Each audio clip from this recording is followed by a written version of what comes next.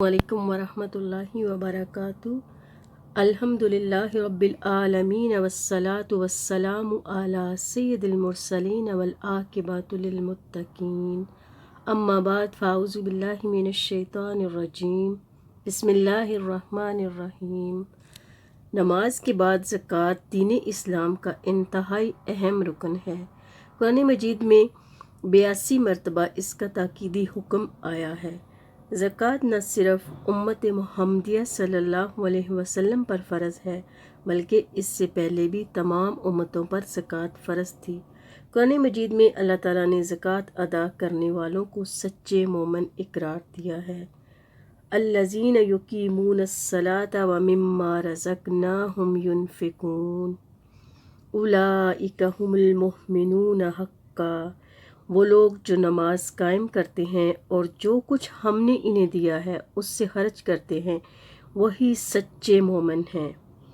सूरह अल बकरा में अल्लाह ताला फरमाते हैं कि ज़कात अदा करने वाले लोग क़यामत के दिन हर किस्म के खौफ और गम से महफूज होंगे।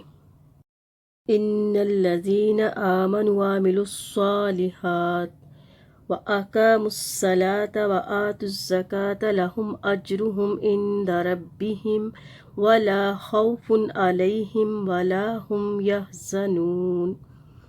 जो लोग ईमान ले आएं और नेक अमल करें, नमाज कायम करें और ज़कात दें, उनका अजर बेशक उनके रब के पास है और उनके लिए किसी खौफ और रंज का मौका नहीं। अदायगी ज़कात गुनाहों का कुफ़ारा और बुलंदी दर्जात का बहुत बड़ा ज़रिया है। अल्लाह करीम ने रसूलुल्लाह सल्लल्लाहु अलैहि वसल्लम को हुक्म दिया है, हुज़ मिन अम्वालिहिम सदक़ातन तुतहिरुहुम व तुज़क्कीहिम बिहा। ए नबी सल्लल्लाहु अलैहि वसल्लम, तुम उनकी अम्वाल से ज़कात लो ताकि उनको गुनाहों से पाक करो और उनके दर्जात बुलंद करो। इस आयत करीमा की रोशनी में पता चलता है कि ज़कात की अदायगी गुनाहों का कुफ़ारा और बुलंदी दर्जात का बहुत बड़ा ज़रिया है।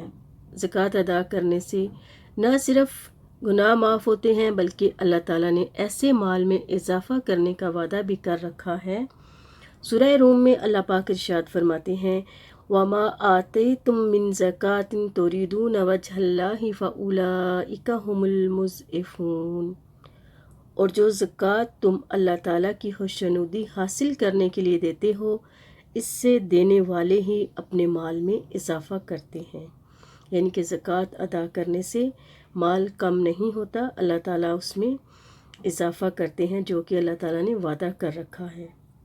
लफ़्ज़ ज़कात का लुग़वी मफ़हूम पाकीज़गी और इजाफ़ा है, जिससे ये बात वाज़िया हो जाती है कि पहले मफ़हूम के मुताबिक इस इबादत से इंसान का माल हलाल और पाक बनता है और नफ्स भी तमाम गुनाहों और बुराइयों से पाक हो जाता है।